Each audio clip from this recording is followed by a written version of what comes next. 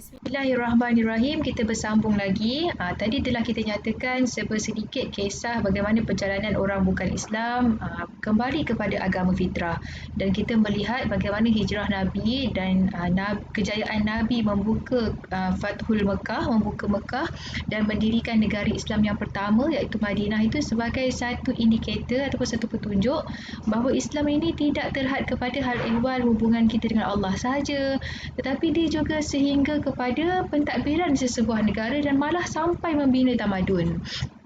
Dan pelajaran yang lepas telah kita sentuh bahawa maksud ad-din ini berlingkar kepada 4 perkataan penting, iaitu dia bermula daripada keberhutangan manusia, keberhutangan wujud kita ni.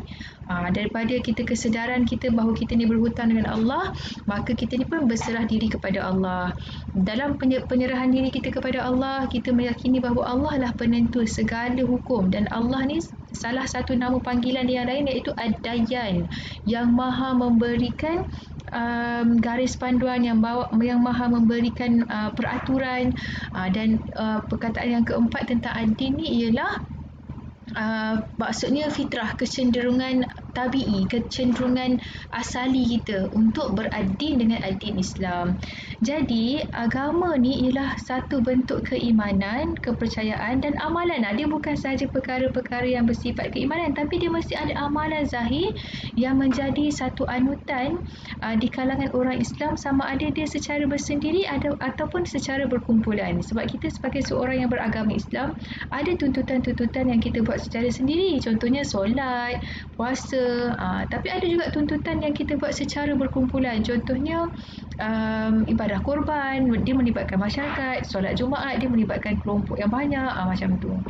Jadi dalam pelajaran yang lepas juga kita telah menyentuh bahawa apabila kita memahami ad-din ni dalam konteks yang zahir, batin, hubungan dengan Allah, hubungan dengan manusia semua tu, maka dia menolak kepercayaan bahawa agama yang kita anuti ni sebagai satu bentuk budaya saja ataupun satu bentuk ritual. Ritual ni satu bentuk yang macam rutin, yang menjadi adat kebiasaan.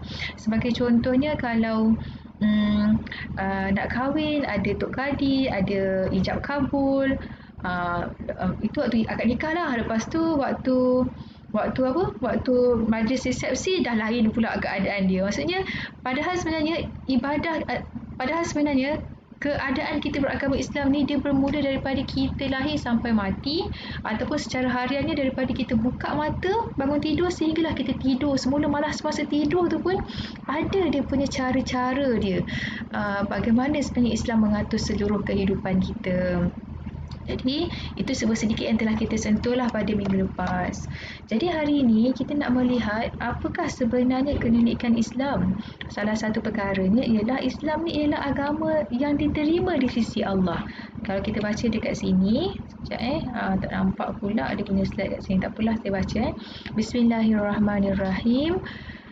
Inna dina indallahil Islam. Ini memang kita baca ni, wirid-wirid lepas sembahyang kan ada kita baca inna dina indallahil Islam. Sesungguhnya agama yang diridai Allah ialah agama Islam. Wa makhtalafal ladzina utul kitaba illa min ba'di ma ja'ahumul ilmu baghyan bainahum.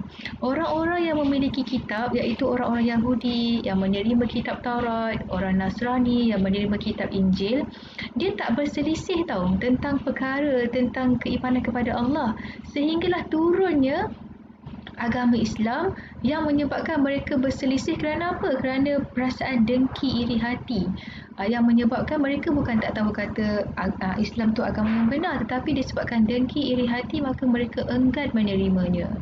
Dan Allah kata, wa may yakfur bi ayatillah fa innallaha sari'ul hisab. Barang siapa yang kufur dengan keterangan ayat-ayat Allah, maka sesungguhnya Allah itu amatlah segera penghitungan hisab dia.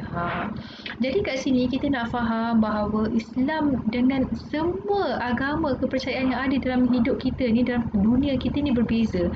Islam ni dia ada ciri yang khusus. Sebab apa? Antara semua kepercayaan tu, kepercayaan sebagai agama Buddha ke Kristian ke Yahudi ke, hatta kefahaman-kefahaman yang mirip macam agama Islam.